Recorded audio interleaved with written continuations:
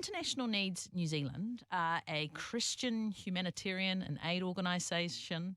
They're dedicated to initiatives in education, health and sanitisation, human rights, economic empowerment, aid support and gospel outreach across 21 countries worldwide. This year they're actually celebrating their 50th anniversary. They've had a conference here in New Zealand in Rotorua last weekend and have invited many of their people that they partner with from overseas. Joining me in the studio today, all the way from Uganda, the Executive Director of International Needs Uganda, Justus Miwanda. Good morning, Justus. Good morning. How are you? I am very good. Thank you for joining us today. Thank you for having me. Now, you sound like a busy gentleman because I know that you are co-pastoring a church, you're an Anglican minister, you're involved in International Needs Uganda, and you also you do a bit of radio too, right? Sure. I feel that that's where God and how God has called me to help his people and communicate his message to these people. Now, through the radio, I have a chance every Sunday morning, 4 to 6. I go to the radio, I pray, and allow people to call in as they pray. And then I read the text, expose it, and again ask for responses from people. Oh, that's and again great. They call. And I have seen people and heard people accepting Jesus through a radio program. I have them, I've recorded them, and I follow them up. So those are ways in which God has called me to do his work in his people in my time. Yeah. This is my time, this is my generation, I need to do his work. That is fantastic. Yeah.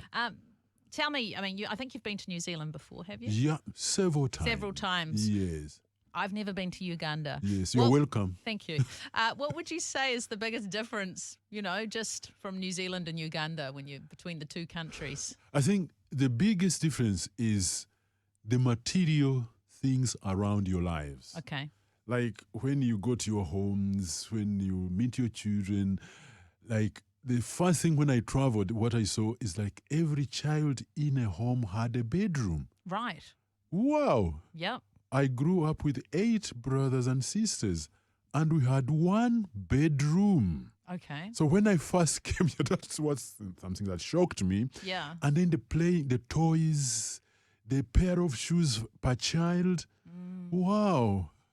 Yeah. Yes, the material things around the lives of the Kiwi, that shocked me. Yeah. And really, it's probably another conversation, but material things doesn't necessarily make for a happier life, does it? Never. No. Never. Sure. Yeah, for sure. Yeah. So you guys, you've been part of International Needs for 15 odd years. 21 years. 20? Yes. Okay. Yes. 15 plus is 21.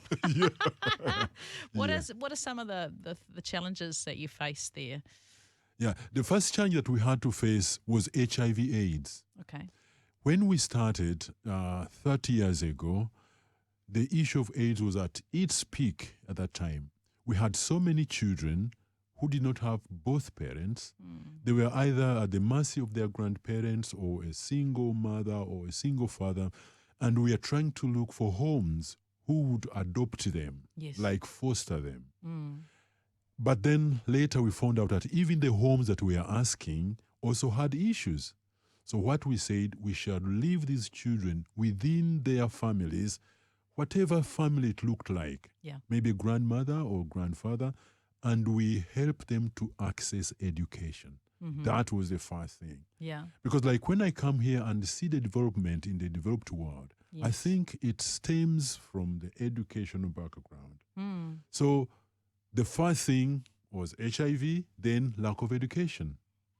So we check that all children should get education. So when I come here, I come with cards of children, and I encourage families and churches and schools to sponsor these children into schools. Yeah. But we are not looking at an orphanage. No. Because orphanages are running out. The idea is becoming stale. Okay. So we feel that these children should be accountable to a home, to a person. Everybody needs a family, right? Sure. So we help them to get education. So at $50 a month, you can help one of such children to get education. And when she comes to our school, she'll get tuition paid, she'll get 2 meals. Because food in Uganda, not everywhere that you can take it for granted. Yep. So we give them 2 meals. We pay for their books and pens. We pay for their uniform, and we pay for their medical bills. So 50 is not so much, but it can take us a very long mile in supporting these children. And our schools are Christian schools. Okay. So we have an opportunity of sharing the gospel with these children on a daily basis. And for me, when I came to Jesus Christ, I was 14 years at a school assembly. Oh, wow. So I value that even in our schools today, that we share the gospel. Possibly children will accept Jesus like I did. And I'm still firm in Christ because of an assembly 40 years ago in my rural school. That's amazing. Yeah. So is there quite a lot of Christian schools there in Uganda? Yeah. And even when they are not labeled Christian, but because they are church founded. Okay. Most of them are church founded. So they got those values. Yes, of a Christian entity. Yeah. So what does it mean to be supported and have this international needs sort of wrapping around you as a community in Uganda? Yeah, the guy who started international needs was Kiwi, Yes. Ray Harrison. His ethos was to support nationals like Ugandans to do ministry within their local people. Yeah, because you know your people, Sure. right? We know the language, we know the Exactly. people, we know the culture. We can be relevant with them. Somebody they can So relate to. for me, it has been great, first of all, for the Kiwi people to trust me with their resources. Sometimes their lives, they come to us in Uganda to do work in my people. So I have enjoyed that trust. Yep. That they raise dollars here, they send to me, and then I mobilize the workers and mobilize the children and the families, and we do the work. So for me, that has been a very great motivation, the trust I have from the people here, from people from Australia, Canada, and the US, and I do the work. I have a staff of 170 people. Wow. All 100% Ugandans. Yeah, that's great. And for me, it has another ground to say it is possible for nationals to do work if they are empowered. Yeah. Of course, we lack many things, but if we are empowered and we are capacity built, we can do the work. Yeah. Yeah. Yeah. Right now, what would be the hardest thing that you're facing, that you're having to deal with? Oh, nowadays, education is still an issue. I need classrooms. Yeah. The biggest class in my school is 84 children. What, with one teacher? Yeah. Wow. So I need classrooms. Secondly, I need more children who must be in school to go to school. I need Bibles. Now, whenever I talk about Bibles, here it's easy. You can get a Bible anywhere and you can pay. In my country, Luganda is my vernacular. Yes. It costs $10.